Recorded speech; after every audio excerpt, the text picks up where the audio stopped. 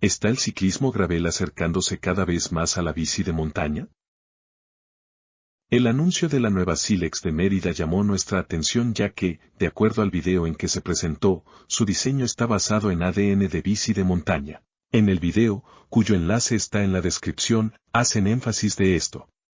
Veamos lo que mencionan: geometría inspirada en bici de montaña para mejorar la capacidad fuera de camino, aumentando el reach, que es la distancia del centro del pedalier al tubo de dirección, así como el ángulo de dirección a 69.5 grados, con lo que se incrementa la estabilidad en caminos no pavimentados. Posibilidad de usar llantas hasta de 45 milímetros en ruedas de 700 para mayor tracción y comodidad, y rotores de freno de 180 milímetros. Lo que nos hace ver que el ciclismo de gravel adopta tecnologías y diseños usados desde hace tiempo en el ciclismo de montaña. Podemos destacar 6 áreas donde vemos estos cambios: geometría, transmisión, frenos, llantas, ancho de manubrio y suspensión. Para tener un mejor contexto de estas tendencias, en cuanto a geometría, transmisión y frenos, compararemos algunas de las especificaciones de varias bicis, todas de Mérida. La nueva Silex 10K.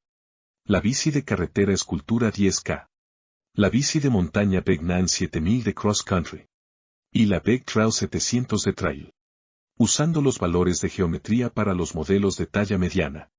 Antes, veamos algunos conceptos de geometría de bicis. Reach es la distancia horizontal del centro del pedalier al centro del tubo de la dirección. Cuando aumenta provoca una posición más estirada sobre la bici, y cuando disminuye, en una más encogida. Stack es la distancia vertical del centro del pedalier al centro del tubo de la dirección. Cuando aumenta provoca una posición más alta del manubrio, y cuando disminuye, en una más baja, que puede dar ventaja aerodinámica. Ángulo de la dirección es el que tiene el tubo de la dirección respecto al plano horizontal. Menores ángulos aumentan la estabilidad de la bici, haciéndola menos responsiva a cambios de dirección e incrementan la base de ruedas. Ángulos mayores dan una dirección más responsiva y una bici menos estable. Base de ruedas es la distancia entre los puntos donde éstas tocan al piso. Al aumentar su valor, la bici es más estable, mientras que al disminuir la bici es más ágil y maniobrable.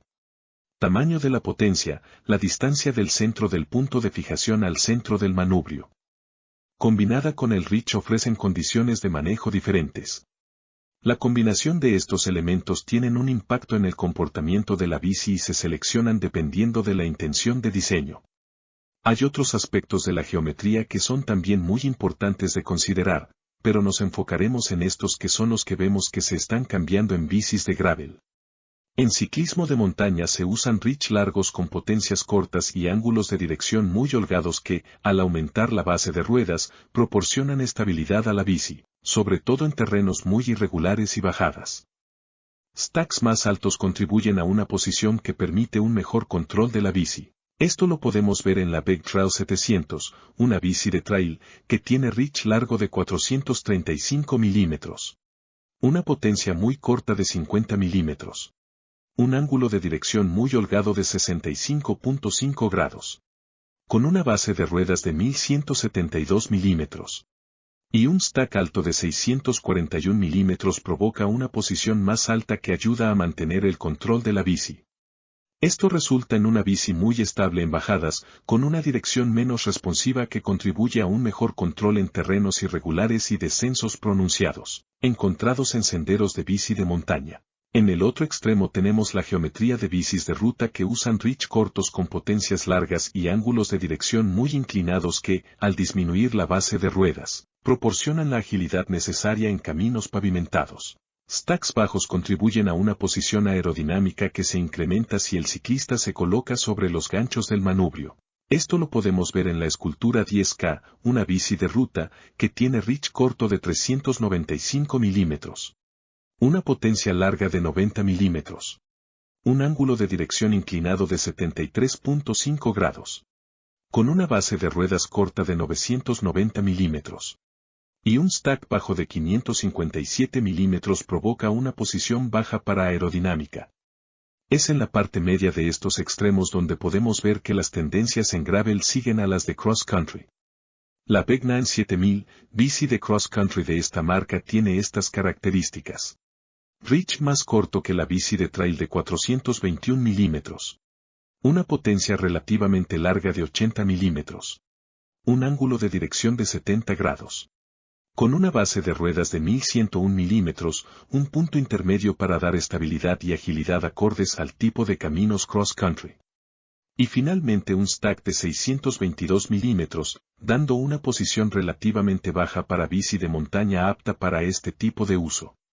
Veamos ahora los cambios realizados en la nueva Silex 10K. El reach es de 412 milímetros, alejándose de los valores usados en bici de ruta de 395 milímetros y más cercano a los de la de cross country de 421 milímetros. El ángulo de dirección se redujo a 69.5 grados, casi igual a los 70 de cross country. La potencia de 80 milímetros igual a la Vegnan 7000.